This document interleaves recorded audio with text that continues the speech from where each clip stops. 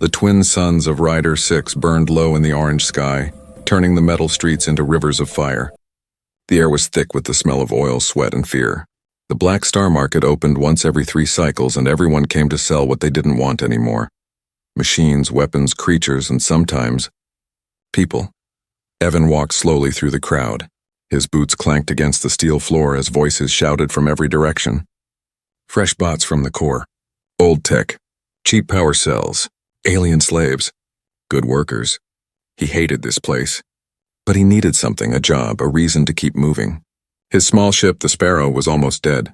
He didn't have money for fuel, only a few credits left on his card. Still, he walked deeper into the market just to see. Then he heard it. A voice, rough and lazy, called out, "Only $2 for her?" "That's right, 2. Evan turned his head. A tall alien merchant with silver skin stood behind a rusty cage. Inside, sitting on the floor with chains around her wrists, was a small figure. A girl. Her skin shimmered faintly, pale blue like moonlight. Her eyes glowed soft white in the shadows. She looked no older than 16, maybe 17 in human years. $2? Evan said, confused. "That's all?" The merchant laughed. "That's more than she's worth, boy. I've had her for months. Doesn't talk. Doesn't eat much. Won't obey orders. Just stares. Creepy, right?" He tapped the cage with a stick. The girl didn't move. Her eyes, however, shifted slowly toward Evan. He felt a strange pull. It wasn't fear. It wasn't pity either. Something else, like gravity, drawing him closer. "What's wrong with her?" he asked. The merchant shrugged. "Who knows? Some failed lab experiment, maybe. Came in on a wrecked ship. No ID, no planet, no data.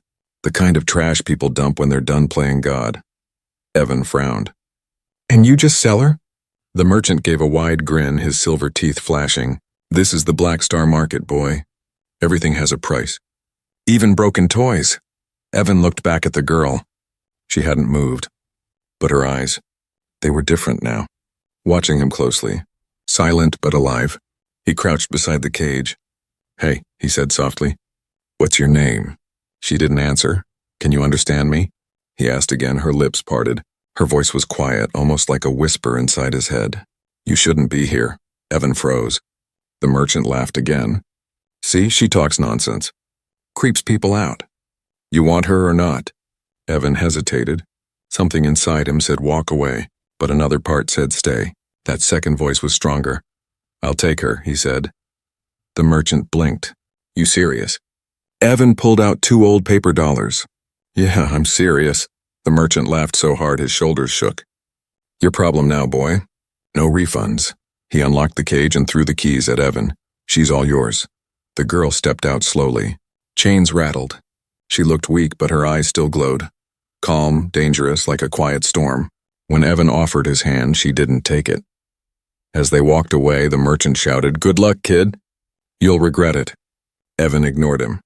He led the girl through the maze of stalls toward his ship. She followed without speaking. The market noise faded behind them, replaced by the hum of distant engines. Inside the Sparrow, the lights flickered weakly.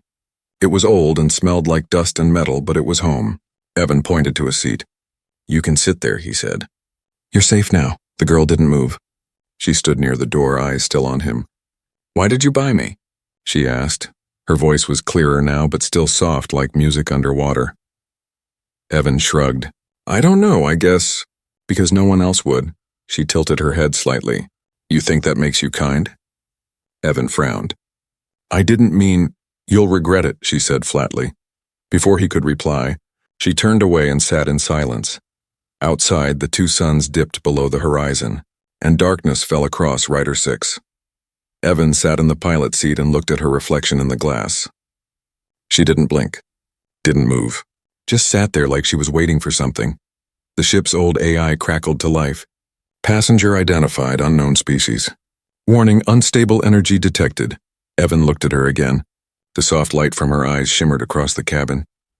He whispered, "What are you?" She didn't answer, but a faint smile touched her lips. Not kind, not cruel, just knowing. And in that moment, Evan felt something deep inside, fear, curiosity, and the strange sense that his life had just changed forever. The ship Sparrow drifted through the black ocean of space. Its engines hummed softly, the sound of an old heart still trying to beat. Inside, the dim yellow lights blinked, throwing long shadows on the metal walls. Evan sat in the pilot's chair, watching the stars slide past the window like tiny ghosts. Behind him, the alien girl sat silently, staring at nothing. She hadn't moved for hours. Her name was still a mystery. She hadn't told him, and he hadn't asked again. Every time he looked at her glowing eyes, words just disappeared from his mouth. The ship's AI, a rusty voice called Nora, broke the silence.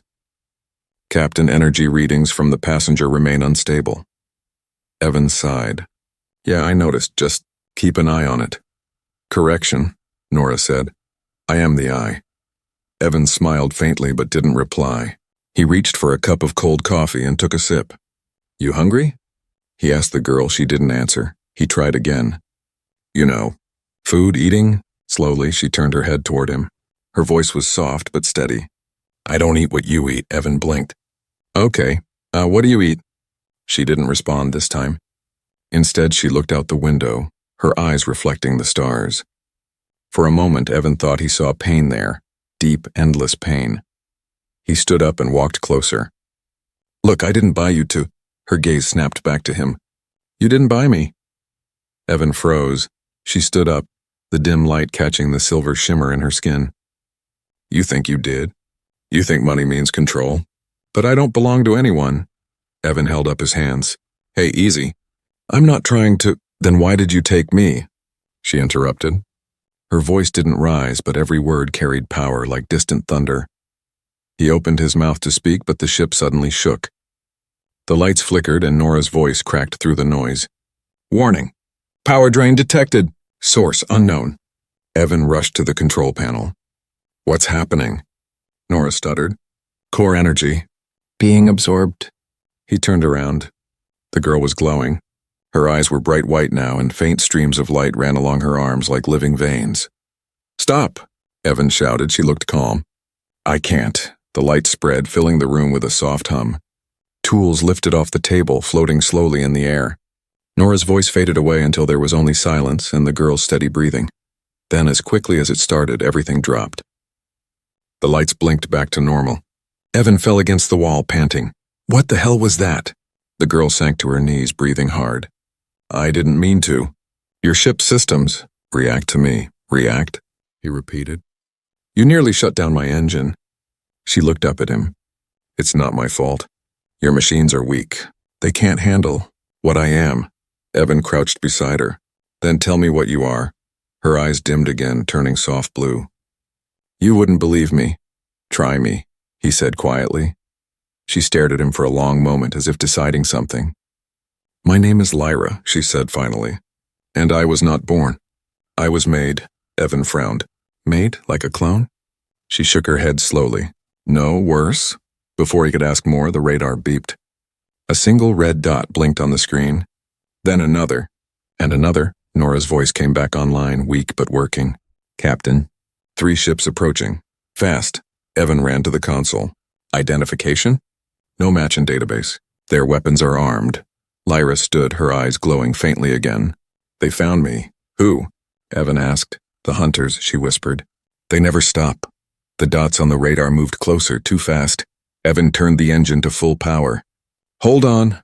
The Sparrow roared as it shot forward, but Lyra didn't move. She just stood there, her voice calm and cold. You can't escape them. Not with me here. Evan gritted his teeth. Watch me. The engines burned hot, pushing the old ship beyond its limits. Sparks flew from the side panels, alarms screamed, and Nora shouted warnings. But Evan didn't stop. He looked back at Lyra. She was standing still, her hands glowing again, her hair lifting slightly as if caught in invisible wind. What are you doing? He yelled. Protecting you, she said. Even if you regret it later. The ship shook once more, then the radar went blank. The red dots vanished. Silence filled the cockpit. Evan looked around. They're gone? How? Lyra turned toward him, her eyes fading back to normal. Because I made them forget we existed. For now. Evan stared, unable to speak. Lyra sat down again, folding her hands. You should have listened, she murmured. And then she closed her eyes as the Sparrow floated quietly through the endless dark, carrying a secret that was now awake. The silence inside the ship's barrow was heavy, like space itself was holding its breath. Evan sat in the pilot's chair staring at the radar screen that had gone dark. Just a few minutes ago, 3 hostile ships had been chasing them. Now they were gone, like they had never existed. He turned slowly to look at Lyra, who sat in the same place, eyes closed, her silver-blue skin faintly glowing. She looked calm, too calm. Evan rubbed his forehead. "You made them disappear?" he asked, her eyes opened halfway. "Not disappear," she said softly. "Forget, for now," Evan blinked. "Forget? What does that even mean?" She looked at him, her voice calm but tired. "Their memories, their scanners, their system, they no longer know you exist. But that won't last. The hunters always remember eventually." "The hunters," Evan repeated. "You said that before. Who are they?" Lyra's hands trembled slightly, but her face stayed blank. "They are my makers. They built me from nothing, piece by piece. I was supposed to obey them, to destroy what they told me to destroy." Her voice cracked, almost human now. "But I stopped obeying. So they caged me." Evan leaned forward. "You ran away, didn't you?" Lyra nodded. "I ran. But I didn't run fast enough." A soft alarm beeped, low fuel warning. Evan sighed. "Great, we can't keep running forever." He stood up and walked toward her. "Look, Lyra, if these hunters are so dangerous, maybe I should just—" She looked up sharply. "Let me go?" Her voice wasn't angry, but it cut deep. Evan hesitated. "I didn't mean it like that. You don't understand," she interrupted. "Once they find you, they don't stop. They will burn planets to ashes to get what they want. And now—" She paused, her eyes meeting his. "You're part of it too." Evan felt a cold chill crawl down his spine. "So you're saying they'll come after me, just for helping you?" Lyra's voice softened. "Not just for helping me, for touching me, for speaking to me, for even knowing I exist." Evan laughed bitterly. Well, too late for that. He went to the ship's storage compartment and grabbed 2 ration bars. He tossed one toward her, but she didn't catch it. It hit the floor and rolled under the seat. He sighed. "You could at least pretend to eat." Lyra looked away. "Your food isn't for me. What I need you can't give." Evan raised an eyebrow. "And what's that?" She stared out the window at the stars. "Freedom." He leaned against the wall, studying her. There was something about her voice, and it wasn't cold anymore. It carried sadness, maybe even fear. "You're free now," he said gently. "No one owns you anymore." She smiled faintly, but there was no joy in it. "You think freedom means walking out of a cage. It doesn't. It means being able to live without fear. And I've never had that." Evan wanted to say something, but words felt useless. He turned back to the control panel, pretending to check the readings. Suddenly, the lights dimmed again. The screen flickered. Nora, the ship's AI, spoke in a low, shaky voice. "Captain, long-range sensors detect multiple warp signatures behind us." Evan's heart jumped. "How many? 7? No, 8 ships." "They're tracking fast." Lyra stood up slowly. Her face was pale now, the glow fading from her eyes. "It's them." Evan slammed his hand on the control board. "How did they find us?" "You said they forgot." "They remembered," she whispered. "They always do." The radar flashed red. Beeping filled the cockpit. Evan ran his hands through his hair. "We can't fight 8 ships. We can barely fly." Lyra closed her eyes and took a slow breath. "Then listen to me." He turned to her, angry and afraid. "Why should I? Every time I listen, things get worse." She stepped closer, her voice suddenly firm. "Because if you don't, we both die." The way she said it made him stop. "What do I have to do?" he asked quietly. Lyra pointed to a small red switch near the control board. "That switch controls the emergency warp core, the one you never use. It's unstable, but it can hide us." Evan frowned. "Hide? How?" "Not from space," she said. "From time." He stared at her. "You're insane." "Maybe," she said calmly. "But it's your only chance." He hesitated only a moment, then flipped the switch. The entire ship screamed as if alive. The floor shook, lights flashed, and the stars outside stretched into long rivers of light. Nora's voice cracked. "Warning, temporal instability." Then everything went silent. Outside the window there was no space, no stars. Just a white, endless glow. Evan turned to Lyra. She looked almost peaceful now, her eyes shining softly again. "This is the void between seconds," she said. "They can't find us here. But it won't last long." Evan swallowed hard. How long do we have? Lyra looked at him sadly. Long enough for you to decide what kind of man you want to be when they come. And with that, she sat down, closing her eyes again, the silent passenger who had just dragged him beyond time itself. The void between seconds was silent. No stars, no sound, no movement. It was like time had stopped breathing. Inside the small ship Sparrow, Evan stared out the window into nothing. The white glow outside looked calm, but it felt wrong. Too still, too empty, like being inside the eye of a storm that hadn't hit yet. Lyra sat quietly near the corner, her eyes half closed. The glow from outside made her skin shine faintly, almost transparent. She looked peaceful, and that scared him. How long can we stay here? Evan asked, her eyes opened slowly. Not long. Time doesn't like to be held still. It pushes back, he frowned. Pushes back? What happens when it does? She looked away. Everything breaks. The ship's AI, Nora, flickered weakly. Captain. Sensors non-functional. All readings unstable. Recommend exit from current dimension. Evan gave a humorless laugh. Yeah, thanks, Nora. That's easy to say. Lyra stood up. We have to go back soon. Back? Evan said. Back to the hunters? They'll follow, she said softly. No matter where we run. Evan crossed his arms. Then what's the point of running at all? Lyra tilted her head. Survival, he shook his head. Survival isn't living. She looked at him quietly, then said, spoken like someone who hasn't lost everything yet. Before he could answer, the ship began to vibrate. The walls shimmered. Cracks of black light spread across the window like spiderwebs. Lyra's eyes widened. It's time. Time is breaking. Nora's voice rose in panic. Temporal collapse detected. Immediate exit required. Evan grabbed the controls. Hold on! He slammed the throttle forward and the Sparrow tore out of the white void. There was a flash like being born from light, and suddenly stars exploded back into view. The endless black of space surrounded them again. Evan gasped for air even though nothing had changed. We're back. But Lyra didn't look relieved. Her face was pale. Yes, and so are they. The radar beeped once, then twice, then a dozen times. Red dots filled the screen again. Evan's heart dropped. They found us already? They never lost us, she said. You can't hide from what made you. The comm screen blinked on its own. A deep, cold voice echoed through the cabin. Human vessel, you have something that belongs to us. Evan's hands tightened on the controls. Who is this? The voice ignored him. Surrender the asset and your death will be quick. Lyra stepped forward, her eyes glowing faintly. You won't touch him. The voice laughed, mechanical, cruel. You are not in command, Subject 09. Evan turned to her, eyes wide. Subject 09? That's you? Lyra didn't answer. The radar flashed again. The hunter ships were closing in fast. 5 ships on the left. 3 behind us, Nora shouted. Weapons locked. Evan pushed every button he could find. Come on, old girl, don't fail me now. The Sparrow shook as plasma bolts flew past them.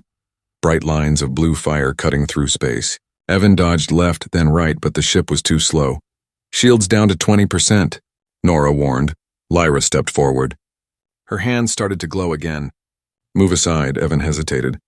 What are you doing? Ending this, she said. He opened his mouth to stop her, but the air around her rippled, like the universe itself was bending.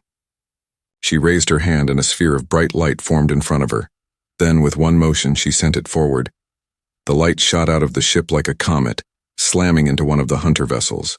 The explosion was silent but blinding. When the light faded, the ship was gone, erased, not destroyed. Evan's mouth fell open. I erased its existence, Lyra said quietly. It never came here. The comm crackled again.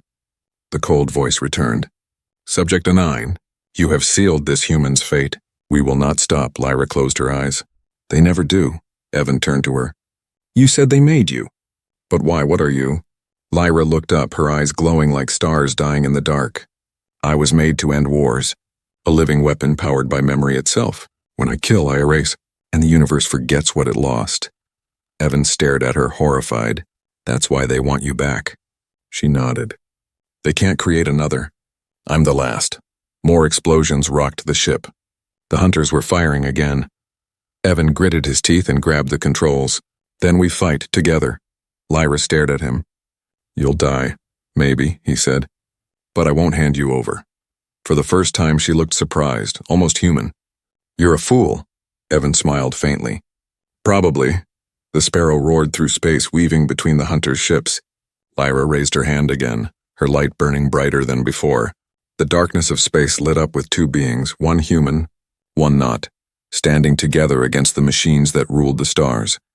And far away, hidden behind the hunter fleet, a new figure watched from a black ship, a shadow with glowing red eyes, he whispered. Let them run. She can't hide forever. The chase had only begun. The stars were still burning when the battle ended. Pieces of metal floated through the darkness like glittering ash. The Sparrow drifted silently between them, smoke rising from its wings. The engines coughed weakly, struggling to stay alive. Evan leaned back in the pilot's chair, breathing hard. His hands trembled as he looked at the empty radar screen. The hunters were gone, at least the ones they could see. He turned toward Lyra. She stood near the window, her glowing eyes dim, her silver skin pale. She looked fragile now, like a dying flame. Evan swallowed hard. You okay? Lyra didn't answer at first. Her voice, when it came, was soft and distant. You shouldn't have helped me, Evan frowned. You said that before, and I told you I don't care. She turned to him, her face unreadable. Then you're either very brave or very foolish. He managed a small grin. Can't I be both? She didn't smile. Instead, she sat down and closed her eyes. A faint hum filled the air and the lights on the ship flickered. Nora, the ship's AI, spoke weakly. Captain, internal power low. We must land soon or lose all systems. Evan looked at the screen. Nearest planet? Unknown world, uncharted. Coordinates uploaded. He didn't hesitate. Do it. The Sparrow dipped toward a small blue-gray planet ahead. As they entered the thin atmosphere, fire licked the hull.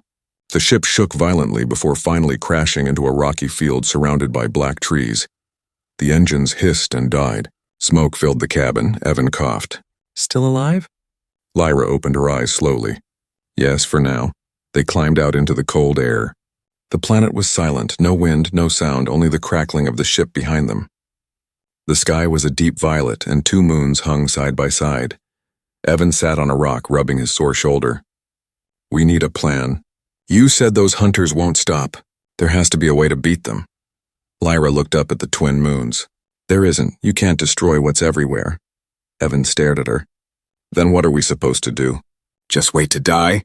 She turned to him, her expression calm. You want the truth? He nodded. She walked closer and knelt in front of him. The hunters didn't build me for war. Not at first. They built me to save their world. Evan frowned. Save it? How?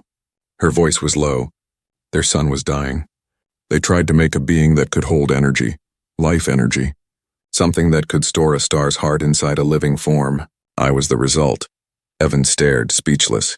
She continued. But they made me too powerful. I absorbed more than they expected. When they tried to control me, I fought back. I didn't want to be a weapon or a tool. I wanted to live. Her eyes glowed faintly again, reflecting the twin moons. When I ran away, I took something from them. A piece of the sun's core that still burns inside me. That's why they hunt me. Without it, their world is dying. Evan's mind spun. So they want it back. They want you back, Lyra nodded. If they get me, they'll save themselves. But they'll use me again. They'll use me to destroy others. He looked at her, voice low. So if you stay free, their world dies? Yes, silence filled the air. The wind began to move now, slow and cold. Evan rubbed his face. So either they die, or you become a weapon again. That's not much of a choice. Lyra's voice trembled slightly. That's why I told you not to buy me. Everyone who helps me suffers. Everyone who stays near me dies. Evan looked up at her. Then why are you still here? You could have left when we crashed. She looked at him for a long time. Because you didn't treat me like a monster. Evan smiled faintly. That's because you're not one. Before she could reply, Nora's voice cracked through the quiet. Warning. Unidentified energy surge detected nearby. Evan stood quickly. The hunters? Lyra shook her head. No, something else. A faint blue light spread across the trees, growing brighter. The ground began to hum. Evan drew his small plasma gun even though he knew it wouldn't help. What now? Lyra's eyes widened. The planet's reacting to me. It feels the core energy. The trees around them started to move. Not like wood, but like metal bending. They rose slowly, forming a circle around them. Evan stepped back. Lyra, what's happening? Her voice was calm, almost sad. This world isn't dead. It's listening. The air filled with whispering sounds, soft and strange. Lyra's body glowed brighter, her hair lifting in invisible wind. Evan shielded his eyes. Lyra! She turned to him with glowing tears in her eyes. Now you see, Evan, I don't just hold power. I am power. I was never meant to live among mortals. The light exploded upward, reaching the sky. The moons turned white. And then, just as suddenly, everything went dark again. When Evan opened his eyes, Lyra was gone. Only her faint voice echoed in the air. Don't follow me, Evan. This is my burden. He fell to his knees in the dust, staring at the empty space where she had stood. The silence around him felt endless, but deep inside the forest, the blue light flickered once more. Proof that her story was far from over. The crash site was silent. The twin moons hung low, their pale light reflecting on the broken metal of the Sparrow. Evan stood alone near the wreck, his breath visible in the cold air. The night was too quiet, the kind of quiet that made every heartbeat sound like thunder. Lyra was gone, vanished into the glowing forest. But her last words echoed inside his mind. Don't follow me, Evan, this is my burden. He clenched his fists. Not this time, he whispered. He grabbed his blaster, a cracked communicator, and started walking toward the faint blue light deep inside the trees. The ground glowed faintly under his boots, pulsing like veins under skin. The forest felt alive, watching him. Metallic leaves trembled as he passed. Somewhere in the distance, a deep hum rolled through the air, slow and steady, like the heartbeat of a sleeping giant. Nora, he said quietly, you still with me? The AI's voice crackled in his earpiece. Barely, Captain. My systems are failing, but I can still track Lyra's energy signal. Good, he said. Keep me pointed to her. As he walked, the hum grew louder. Trees around him started to move, their roots twisting and merging into strange shapes. The air was thick with blue mist. Then suddenly he saw her. Lyra stood at the center of a clearing, surrounded by tall black pillars that pulsed with light. Her body floated a few feet above the ground, her arms spread wide. Energy streamed from her chest into the ground below, like rivers of light feeding the planet. Lyra, he shouted. She turned slightly, her eyes glowing pure white. You shouldn't have come. Evan stepped closer, shielding his face from the wind that had begun to rise. You said this is your burden. Fine, but you don't have to face it alone. Her voice was soft but filled with power. You don't understand. The planet is alive. It speaks to me. It wants what's inside me, the sun core. If I give it, this world will live. But I will end. Evan shook his head. No, there has to be another way. There isn't, she said. If I stay alive, the hunters will come again. If I give the core to the planet, they'll lose the signal forever. He stared at her, the wind whipping through his hair. So you're just going to sacrifice yourself? Lyra smiled faintly. I was made to give life. Maybe this time it means something. Before Evan could speak, Nora's voice crackled urgently. Captain, multiple ships inbound. The hunters are here. The sky above them exploded with red light. Black ships descended through the clouds, weapons glowing like burning eyes. The ground shook as they landed around the clearing. Lyra looked up. They found me faster than I thought. Evan raised his blaster. Then we fight. Lyra's eyes softened. You still don't listen. The hunter leader stepped out of his ship. Tall, armored in black metal, his face hidden behind a mask. His voice boomed across the clearing. Subject Eero 9, return the core and the human will be spared. Evan aimed his blaster straight at him. Come and take her, the hunter laughed. So be it. Energy bolts shot through the air. Evan rolled to the side, firing back. Explosions tore through the forest, sending waves of light into the sky. Lyra raised her hands and the ground itself began to glow. The blue energy under her feet spread outward, wrapping around the hunters' ships. One by one, their engines screamed and died. The leader shouted, Stop this! You'll destroy everything. Lyra's voice thundered through the air. Then let it be destroyed. The ground split open, light pouring out like fire. Evan fell to his knees, the force too strong to fight. The trees bent, The air roared and the world itself seemed to scream. He looked up at her, floating higher now, her body surrounded by pure light. "Lyra, don't do this." She looked down at him one last time, her expression soft. "Evan, thank you for reminding me what it means to choose." The light engulfed her. The hunters screamed as their ships melted into nothing. The energy rose into the sky, forming a single massive beam that pierced the clouds and vanished into space. Then silence. Evan blinked, his vision fading. The ground was still again. The ships were gone. The air smelled clean, new. He stumbled forward to where she had stood. Only a faint blue crystal remained, glowing softly in the dust. He picked it up, holding it close. It was warm, like it was alive. Nora's weak voice broke the silence. "Captain, Lyra's energy signature has vanished," Evan whispered. "No, she's still here, just changed." He looked at the sky. The twin moons were bright again, shining with blue light. The planet was alive now, breathing through her sacrifice. He slipped the glowing crystal into his pocket and turned toward the wrecked ship. "Let's go home, Nora," the AI hummed quietly. "Home, Captain?" Evan smiled faintly. "Yeah, wherever that is." As he walked through the glowing forest, the wind carried a soft whisper. Lyra's voice, faint but clear. "You didn't regret it, after all?" And for the first time in a long while, Evan smiled through the tears. Morning came slowly to the strange blue world. The two moons were fading and sunlight broke through the thin clouds like silver fire. The planet that had once been silent was now alive, its surface glowing faintly, humming with quiet warmth. Evan stood beside the Sparrow, his ship now half buried in the soil. The wind carried a soft hum like a heartbeat deep beneath the ground. It reminded him of her. Lyra.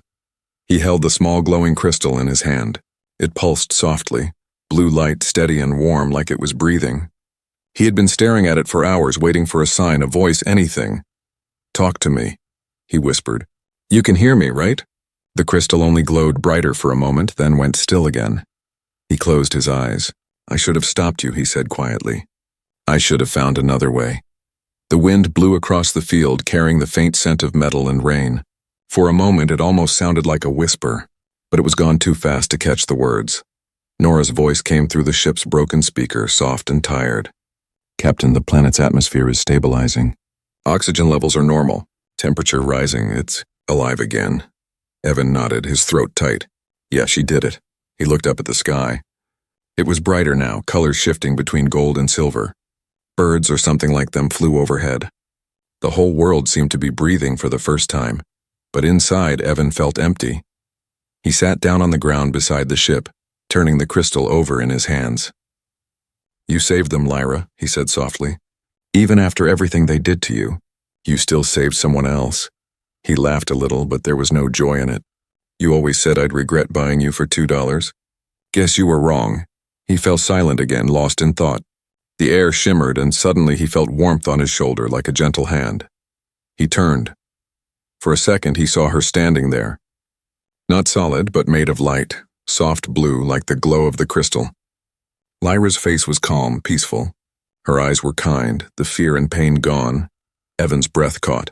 "Lyra?" Her voice was a whisper carried by the wind. "You kept your promise." He shook his head, tears blurring his vision. "I didn't promise anything." "Yes, you did," she said gently. "You promised not to treat me like a tool. You promised to see me as more than what I was made to be. And you did." Evan stood, stepping closer, but she was only light, flickering faintly. "You can come back, right?" "There has to be a way," she smiled sadly. "No, my body is gone. But a part of me remains in this world, in that crystal, and maybe in you."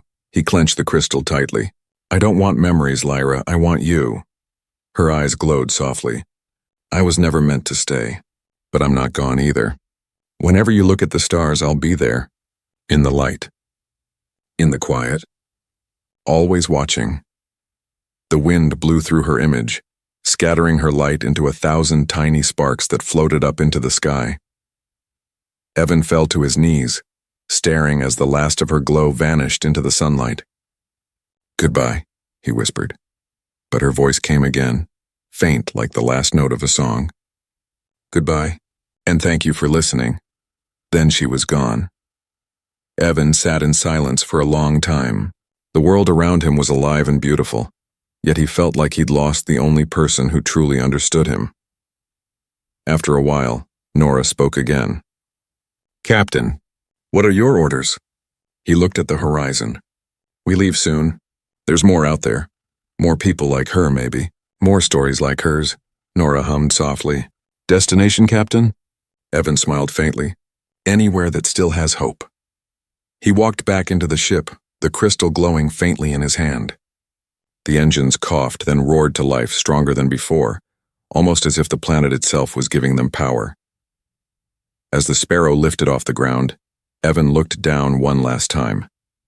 The land below was bright and green now, rivers of light flowing across its surface like veins of a living being. He whispered, "You're free now, Lyra." The ship broke through the clouds, and for a moment, the sunlight reflected off the hull, two glimmers of light rising side by side, like twin souls flying toward the stars. And as the Sparrow disappeared into the sky, the voice of the planet whispered one last time, soft, distant, and full of peace. "Maybe humans aren't all the same.